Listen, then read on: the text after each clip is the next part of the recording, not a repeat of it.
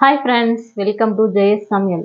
நம்ம சேனலில் இன்றைக்கி நல்லா கிறிஸ்பியாக மொறுன்னு மசால் வடை எப்படி பண்ணுறதுன்னு பார்க்கலாம். இந்த மசால் வடை பண்ணுறதுக்கு நான் இன்றைக்கி அரை கிலோ கடலைப்பருப்பை ஒரு 1 ஹவர் முன்னாடியே தண்ணியில் ஊற வச்சுருக்கேன்.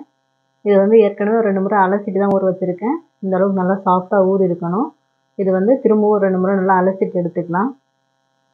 பருப்பு நல்லா 1 ஹவர் ஊறணும். இப்போ இது மிக்ஸி ஜாரில் மாற்றி அரைச்சி எடுத்துக்கலாம். மிக்ஸி ஜாரில் 1 டீஸ்பூன் சோம்பு, சின்னதாக ஒரு துண்டு பட்டை, 2 லவங்கம் சேர்த்துக்கலாம். அது கூடவே 5-6 பல்லு பூண்டு, சின்னதாக ஒரு துண்டு இஞ்சி, 2 காஞ்ச மிளகாய் இந்த மாதிரி கட் பண்ணிவிட்டு சேர்த்துக்கோங்க. சேர்த்துட்டு இந்த வடைக்கு தேவையான அளவுக்கு உப்பு சேர்த்துக்கலாம்.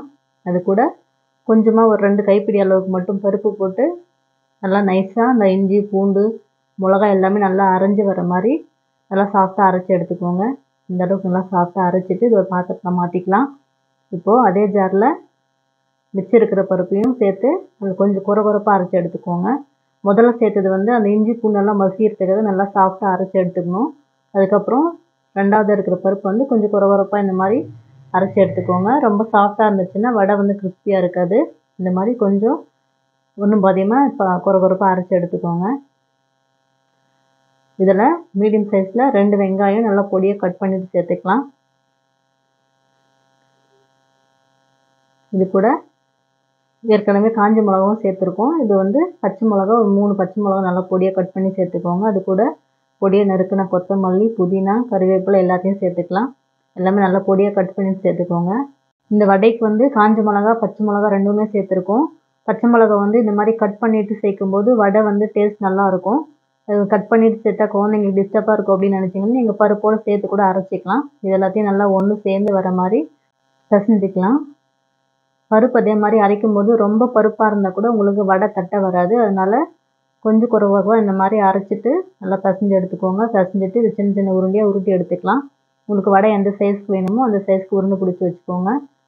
ஒரு 10-15 உருண்டை இந்த மாதிரி பிடிச்சி வச்சுட்டு நீங்கள் தட்ட ஆரம்பிச்சிங்கன்னா உங்களுக்கு ஈஸியாக இருக்கும். எல்லாத்தையும் தட்டிட்டு உள்ளங்கையில் வச்சு லைட்டாக ப்ரெஸ் பண்ணிங்கன்னா நல்லா அழகான ஷேப்பில் வடை சூப்பராக தயாராகிடும். பாருங்கள், இப்படி வச்சு அழுத்தினா போதும், அவ்வளோதான்.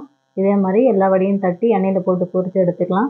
பொரிக்கிறதுக்கு தேவையான அளவுக்கு எண்ணெய் ஊற்றி எண்ணெய் நல்லா காஞ்சதுக்கப்புறம் அடுப்பை மீடியமில் வச்சுட்டு எல்லா வடையும் இந்த மாதிரி தட்டி எண்ணெயில் போட்டுக்கோங்க.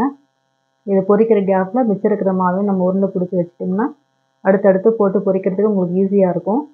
அடுப்பு மீடியமில் வச்சுட்டு லைட்டாக ஒரு 2 நிமிஷம் கேப் விட்டு 2 திருப்பி விடுங்க. திருப்பி விட்டு 2 பக்கமும் நல்லா கோல்டன் ப்ரௌன் கலரில் கிறிஸ்பியாக வரணும். அது வரைக்கும் இதை நல்லா பொரித்து எடுத்துக்கலாம்.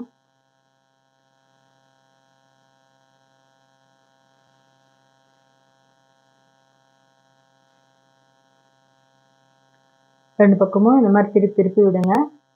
இப்போ எல்லா இடமும் ஒரே மாதிரி கிறிஸ்பியாக ஃப்ரை ஆகும். நல்லா கோல்டன் கலரில் வரட்டும்.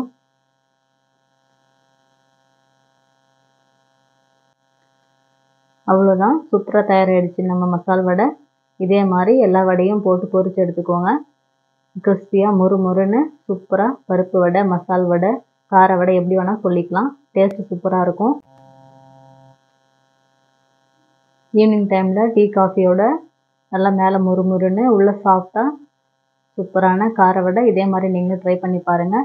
இந்த வீடியோ உங்களுக்கு பிடிச்சிருந்துச்சுன்னா லைக் பண்ணுங்கள், ஷேர் பண்ணுங்கள், கமெண்ட் பண்ணுங்கள், மறக்காமல் சப்ஸ்கிரைப் பண்ணுங்கள்.